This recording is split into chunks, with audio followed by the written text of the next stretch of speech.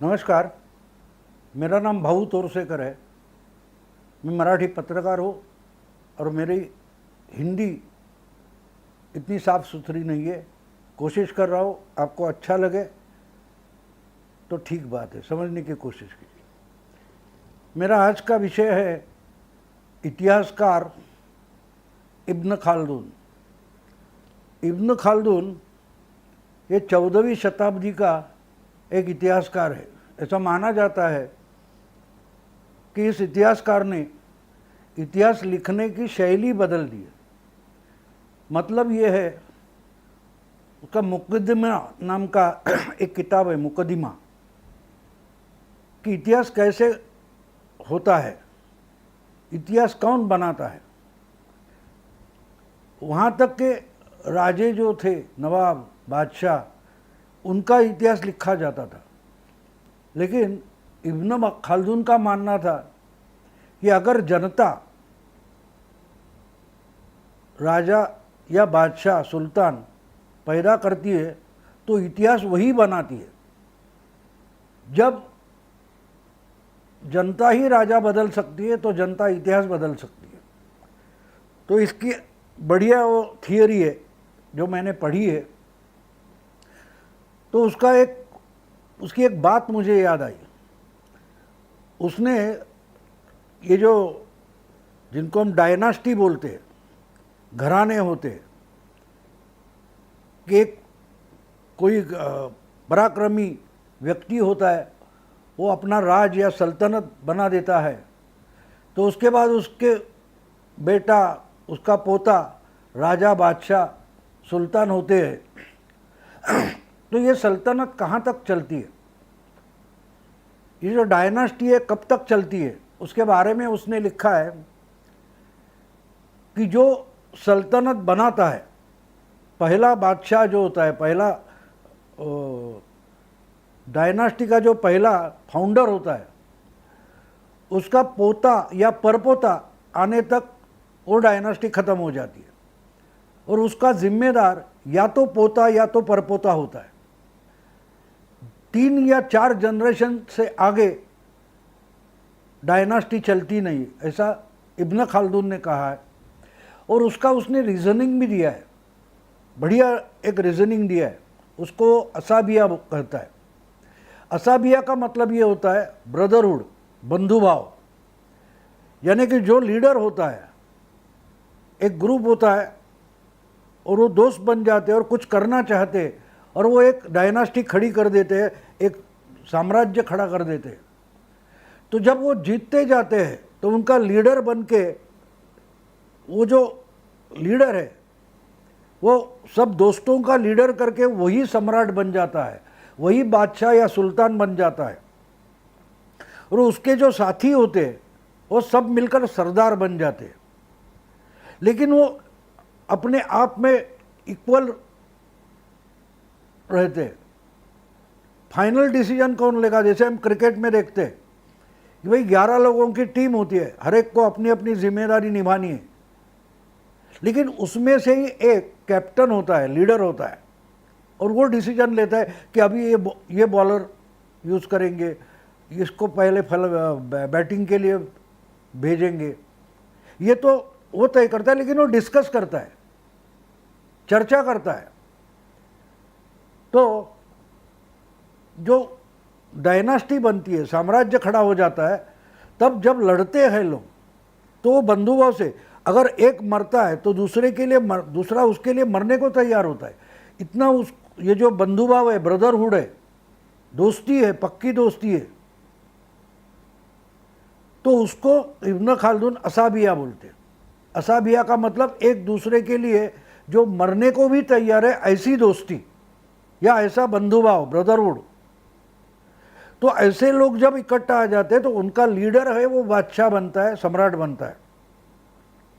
और जब वो एस्टेब्लिश हो जाते हैं, उनका राज आता है, उनकी सत्ता होती है, उनका साम्राज्य होता है, तब आगे चलकर वो एस्टेब्लिश हो जाते हैं, उनको गवर्नमेंट चलानी पड़ती है। तो जब नेक्स्ट जनरेशन आती है तो बेटा जो है वो सम्राट का बेटा बनके ही सम्राट बनता है। और सरदार जो होते हैं उनके जो बच्चे होते हैं, बेटे होते हैं, वो भी सरदार के बेटे बनकर ही सरदार बन जाते हैं।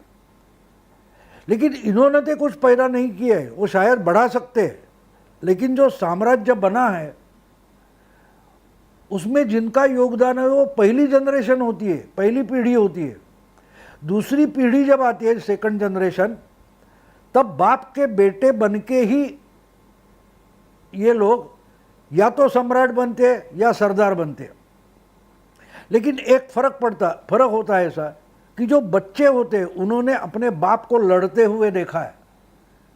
सम्राट और उसके सरदार, उनका जो आपस में जो बर्ताव है वो देखा होता है, आपस में एक दूसरे का वो सम्मान करते हैं वो देखा होता है।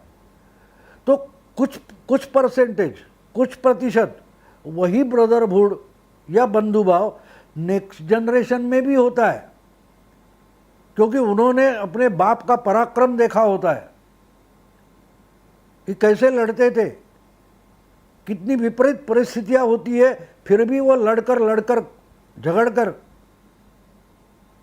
साम्राज्य खड़ा करते, वो देखा होता है। इसके लिए इसी कारण नेक्स्ट जनरेशन में भी कुछ प्रतिशत, कुछ प्रमाण में वही बंधुभाव होता है, एक दूसरे का रिस्पेक्ट होता है। नेक्स्ट जनरेशन का जो सम्राट है वो दूसरे को, अपना जो सरदार है उसको अपमानित नहीं करता। लेकिन जब थर्ड जनरेशन आती है, तीसरी पीढ़ी आती है, तो जो पोता होता है, सम्राट का पोता होगा, बादशाह का, सुल्तान का पोता है, उसने अपने दादा को लड़ते हुए नहीं देखा है। कैसी मेहनत करके, कैसा पराक्रम करके, लड़ाइयाँ करके ये साम्राज्य बना, ये वो पोते ने देखा नहीं है। तो उसको लगता है कि मैं उसका पोता हूँ, इसलिए ही मेरे पास कोई खास स्पेशलिटी है, लीडरशिप की क्वालिटी है, औरों के पास वो नहीं है। तो वो उसी सम्मान से अपने सरदारों को, तीसरे जनरेशन के जो सरदार होते हैं उनको ट्रीटमेंट नहीं देता, ऐसा बर्ताव नहीं करता सम्मान से, वो उनको अपमानित भी कर देता है। इससे भी आगे जाकर इब्न खालदून कहता है कि कभी कभी ये तीसरी या चौथी पीढ़ी होती है, उसमें जो सम्राट होता है उसको तो अपना दादा या परदादा जो है उसकी शर्म भी लगती है कि अरे ये राजा था मेरा दादा या मेरा परदादा, ये लड़ता क्यों था? लड़ने के लिए तो आम जवान है, सैनिक है, सरदार है, खुद क्यों लड़ा? खुद को इतनी जख्म क्यों करके ले ली उसने? खुद का खून क्यों बहाया? उसकी ज़रूरत नहीं थी। राजा तो आराम से बैठ के चैन करेगा, ऐश करेगा, बाकी लोग जो है वो लड़ने के लिए। ये सोच जब आती है तीसरी या चौथी पीढ़ी में, वहीं से गफलत शुरू हो जाती है। वो अपने सरदार जो है तीसरी या चौथी पीढ़ी में उनका सम्मान नहीं करता, लेकिन वो भी लाचार बनकर उसके पास रहते। क्यों? ये भी इब्न खालदून कहता है। वो कहता है कि जो सरदार का जो कोई एक सरदार है, पहले बादशाह जिसने शुरू किए, फाउंडर जो है, उसकी तीसरी जनरेशन में पोता जो है सम्राट बना या सुल्तान बना है, लेकिन सरदार जो है उसको जो सरदार का ओहदा मिलता है वो बाप के जरिए मिलता है। वो जब तक ये सुल्तान रहेगा, ये डायनास्टी रहेगी, तब तक हमारा ओहदा कायम रहेगा। इसलिए वो लाचार बन जाता है, उसमें वो ताकत नहीं रहती, वो पराक्रम नहीं रहता, वो हिम्मत नहीं रहती, तो वो अधिकार पद से लाचार हो जाता है कि अगर ओहदा रहेगा तो मेरी कोई कीमत है, नहीं तो मैं कुछ भी नहीं हो। तो जब तक ये राजा रहेगा, ये सम्राट रहेगा, ये सुल्तान रहेगा, तब तक मेरा जो ओहदा वो कायम रहेगा। तो ये अपने आप में एक डिपेंडेंट हो जाते हैं। और सम्राट जो है वो तो उसको बाप की कमाई करके मिला है, उनको भी ये लगता है, और वो लाचारों की एक टोली बन जाती है। और उनको भी लगता है कि हम क्यों लड़े। आपने अगर सत्यजीत रे की फिल्म शतरंज के खिलाड़ी देखिए तो उसमें वो सब आया हुआ है थोड़ा सा।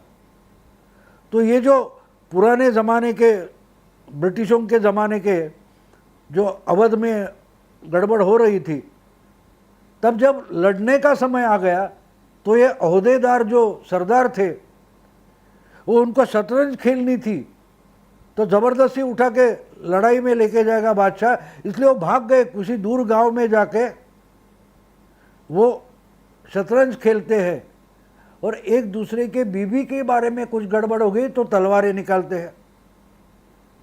लेकिन जो असली लड़ाई है वहाँ से वो भाग कर आए हुए हैं। तो ये जो सिचुएशन है वो तीसरे चौथे जनरेशन में आ जाती है और उनको हिम्मत दिखाना, पुरुषार्थ दिखाना, पराक्रम दिखाना ये शर्म की बात लगती है। जो अभिमान है, स्वाभिमान है, उसको ही उनको शर्म आने लगती है। अब जाके आप एक बात समझ लो कि राहुल गांधी जो है वो कहते कि वंदे मातरम क्यों बोलना है, ये नेशनलिज्म तो जिंगोइज्म है। जिस वंदे मातरम शब्द बोलने के लिए हमारी 3-4 पीढ़ी पीछे लोगों ने छाती पर गोलियां झेली, ब्रिटिश सरकार की लाठियां झेली, गोलियां झेली, यही आज इनको शर्म की बात लगती है। भारत तेरे टुकड़े हो गए, ये जब कोई जेएनयू में बोलता है तो राहुल गांधी उसके समर्थन में जाते हैं। समझ रहे आप? चौथी पीढ़ी, तीसरी पीढ़ी, इब्न खालदून समझ रहे हैं आप कि अपने दादा ने, परदादा ने, दादी ने जो कुछ किया उसकी ही राहुल गांधी को शर्म आती है। क्यों वंदे मातरम बोलना है? जब कोई बोलता है कि हर भारतीय को वंदे मातरम बोलना ही चाहिए तो राहुल गांधी उसका समर्थन नहीं करते, उसकी खिल्ली उड़ाते हैं, उसकी मजाक उड़ाते हैं। आप समझ रहे? तीसरी चौथी पीढ़ी इब्न खालदून की। और जब ऐसे होता है तब कोई ना कोई नया कोई लड़ाकू आदमी, इंसान खड़ा हो जाता है और ये सब जो हिस्ट्री है, इतिहास है, वो बदलने की कोशिश करता है। कांग्रेस की हालत आप समझ रहे हैं? उसमें से असाबिया खत्म हो गया है, वो बंधुभाव खत्म हो गया है। जो नेहरू और उनके सब साथी थे वो आपस में एक दूसरे का रिस्पेक्ट करते थे, सम्मान करते थे। नेहरू से कोई डरते नहीं थे। एक बात मैंने पढ़ी थी कि नेहरू के बाद कौन, नेहरू की जगह कौन ले सकता है, ऐसी जब चर्चा चलती थी तब एक बार नेहरू भी बोल गए कि मेरे बाद ये कौन संभालेगा। तब कांग्रेस के एक बड़े नेता थे रफ़ी अहमद किडवई, उन्होंने सामने से नेहरू जी को बोल दिया कि आप नीचे उतर कर देखिए, जो होना है तो होगा, जो आना है वो आएगा। आप नहीं होगे तो देश रुकने वाला नहीं, समाज रुकने वाला नहीं है। आप अपने पद से उतर के देखिए तो पता चलेगा आपके बाद ये देश कौन चलाएगा। तो ये बात है दोस्तों। कांग्रेस की खस्ता हालत क्यों है, इसका जवाब 14वीं शताब्दी में इब्न खालदून नाम के इतिहासकार ने दिया है। जो आज के पीढ़ी के इतिहासकार माने जाते हैं, रोमिला थापर हो या वो कोई हबीब हो या तो रामचंद्र गुहा है, इनको इतिहास मालूम ही नहीं है। इतिहास किसके लिए रुकता नहीं है। अगर तुम इतिहास बनाना नहीं चाहते तो समय आपको ही इतिहास बना देता है, आपको इतिहास बना देता है। जो आखिरी दिल्ली के तख्त का बादशाह था बहादुर शाह जफर, वो शायर बन गया। शायर होने में कोई गलती नहीं थी, लेकिन उसको बादशाह नहीं बनना था। अगर वो शायर बन के बाजू हो जाता और दूसरे किसी को बादशाह बना देता जिसके भुजा में ताकत होती तो बात अलग थी। लेकिन बादशाह को बादशाह ही होना पड़ता है। अपने साथी उनको रिस्पेक्ट से एक साथ रखना पड़ता है। आज कांग्रेस में आपको ऐसा कोई दिखता है जो खड़ा होके बोले राहुल जी आप क्या बात कर रहे हैं, आपने तो पार्टी का सत्यानाश कर दिया? कोई है बोलने वाला? कोई है बोलने वाला? अगर बोलेगा तो उसको पार्टी से निकाल देंगे। अगर कोई बोलेगा तो उसको पार्टी से निकाल देंगे। अब कल परसों की बात है, प्रियंका गांधी ने यूपी में जो 1000 बस का तमाशा ड्रामा बनाया, तो उन्हीं की रायबरेली कॉन्स्टिट्यूंसी सोनिया की, उसकी जो कांग्रेस की एमएलए थी अदिति सिंह, वो खड़ी हो गई सच बोलने के लिए। क्या आप क्या ड्रामा कर रही है? ये ड्रामा चलने वाला नहीं। ये सच्चाई बोलने की अगर कोई कांग्रेस में हिम्मत करता है तो उसकी सुनी नहीं जाती, उसको पार्टी से निष्कासित कर दिया गया। तो कैसे चलेगी पार्टी? रफ़ी अहमद किडवई खड़े होकर बोल देते थे नेहरू जी को कि आप नीचे उतर कर देखो अपने कुर्सी से, दिखाई देगा कौन सरकार चलाएगा, कौन कांग्रेस चलाएगी। आज 1 साल बीत गया है, राहुल गांधी ने कांग्रेस अध्यक्ष की कुर्सी छोड़ी, वहां पर कौन बैठेगा ये कांग्रेस पार्टी तय नहीं कर पा रही है, क्योंकि सब लाचारों की भीड़ है। जब तक गांधी खानदान का कोई रहेगा तो अपनी जगह रहेगी। चिदम्बरम जो तमिलनाडु से चुनकर नहीं आ सकते, मनमोहन सिंह जो पंजाब या दिल्ली से चुनकर नहीं आ सकते, राजू शुक्ला जो यूपी से चुनकर नहीं आ सकते, वो दूसरी राज्य जहां कांग्रेस के बेचारे काम कार्यकर्ता है वो कुछ करते, वहां एक आके इनको बिठाया जाता है। चिदम्बरम महाराष्ट्र से राज्यसभा जाते, चुनाव नहीं लड़ते। राजीव शुक्ला को गुजरात में डाल दिया गया, तो वहां के एमएलए बोले हम इसको नहीं चुनेंगे, तो पीछे लेना पड़ा। ऐसे लोग जो कांग्रेस श्रेष्ठी बनकर बैठे, कपिल सिब्बल चुनकर आ सकते, नहीं आ सकते, हार जाते हैं चुनाव में, फिर भी वो बने बैठे हैं। क्यों? क्योंकि नेहरू जी का जो परपोता है वो उनको लीडर मानता है, सोनिया गांधी उसको लीडर मानती है, कपिल सिब्बल को, तो वो पार्टी के लीडर बन बैठे। जिनके हाथ में ताकत नहीं है, पुरुषार्थ नहीं है, वही लीडर बन बैठे, वही सरदार बन बैठे। तो ऐसे सरदारों को लोग साथ में लेकर कौन सी लड़ाई राहुल गांधी जीत सकते हैं? वो लड़ाई नहीं जीत सकते, क्योंकि उनके पास वो पराक्रम नहीं है, वो पुरुषार्थ नहीं है। उनके जो सरदार है उनके पास कोई वो पुरुषार्थ नहीं है। जिनके पास था उन्होंने करके दिखाया। ममता ने बंगाल जहां 6 चुनाव लेफ्ट फ्रंट जीतती थी उसको हरा कर दिखाया। वही ममता अगर कांग्रेस में रहती और उनकी बात सुनने की हिम्मत सोनिया दिखाती तो बात अलग थी। जगन रेड्डी आंध्र में उसने अकेले ने चंद्राबाबू को हरा कर दिखाया, कांग्रेस को हरा कर दिखाया। वो अगर कांग्रेस में रहते तो बात अलग थी। आज भी अमरिंदर सिंह पंजाब में है, उनको इतना सम्मान राहुल गांधी देते हैं। देखिए आप, तो आपको पता चलेगा इब्न खालदून क्या बोलता है। इब्न खालदून का जो असाबिया उन्होंने कहा है ब्रदरहुड, वो कांग्रेस में बचा ही नहीं है। अगर पार्टी चलानी है, उसको सत्ता में लाना है, तो वो ब्रदरहुड असाबिया चाहिए, जो कांग्रेस ने कब बहुत पहले खो दिया है। ये जो बचे हैं वो सब चमचे हैं। उनको मालूम है अगर सोनिया जी रहेगी तो मुझे टिकट मिलेगा, आराम से चुन के आने की जगह होगी, वहाँ मुझे टिकट मिलेगा। राहुल गांधी अमेठी छोड़कर वायनाड भाग गए, ये इनके सम्राट है। ये कैसे पार्टी चलाएगी? केरल की पार्टी जो काम कर रही है उस पर राहुल गांधी निर्भर है। वो अपना जो किला है वो भी बचा नहीं पाए, ये सम्राट है। तो ये पार्टी क्या बचाएंगे? इसलिए इब्न खालदून समझ लेना जरूरी है। वो पुरानी बात रहेगी, लेकिन 500 साल से उसने जो बताया वो झूठ साबित नहीं होगा, वो सच साबित होता है। सच साबित होता है। तो ये हम डायनास्टी डायनास्टी करके बोलते हैं, इनके साथ जो चमचे बने हुए हैं वो भी बोलेंगे आज भी कि नहीं, गांधी खानदान के बगैर कांग्रेस को कोई भविष्य ही नहीं है। वो बोलेंगे क्योंकि उनको जो कुछ मिल रहा है वो तो सोनिया गांधी पर या नेहरू खानदान से निर्भर है। अगर नेहरू खानदान खत्म हो गया तो इनको पूछेगा कौन?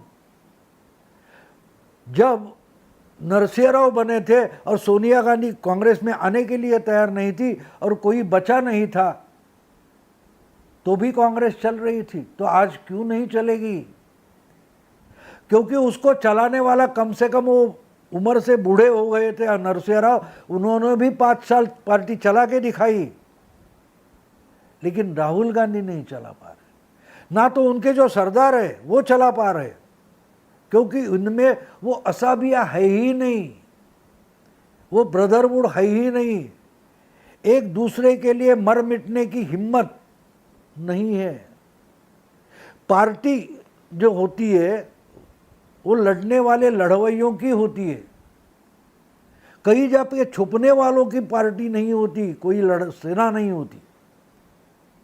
तो इसलिए कांग्रेस की जो खस्ता हालत है वो 500 साल पुराने एक इतिहासकार ने ही हमको समझाई है। अगर हम वो समझ ले, मैं तो मानता हूँ कि कांग्रेस का कोई जवान नेता हो तो उसने भी इब्न खाल्दून को समझ लेना चाहिए, तभी जाके कांग्रेस का पुनरुत्थान हो सकता है। राहुल गांधी नहीं पुनरुत्थान कर सकते, ना सोनिया गांधी कर सकती, ना प्रियंका गांधी कर सकती, क्योंकि उनको अपने जो साथी है उनको सम्मानित करना ही नहीं आता। कोई कांग्रेसी ऐसा नहीं निकलेगा जो मुंह पर बात कर दे कि आपकी लीडरशिप नहीं चलेगी, ये बोलने की जो हिम्मत करेगा वही कांग्रेस को रिवाइव कर सकता है। तो दोस्तों, ये थी इब्न खाल्दून की बात। मुझे जितनी हिंदी आती है उसमें भी मैंने समझाने की कोशिश की है। शायद बोलते बोलते मेरी हिंदी सुधर जाएगी, लेकिन ये वीडियो अगर आपको पसंद आया तो उसको लाइक करें। यूट्यूब चैनल ये मेनलाइन मीडिया से अलग बातें बताने वाला चैनल है, उसको सब्सक्राइब करें। अपने दोस्तों को ये वीडियो फॉरवर्ड करें, उनको सब्सक्राइब होने को कहे। नमस्कार।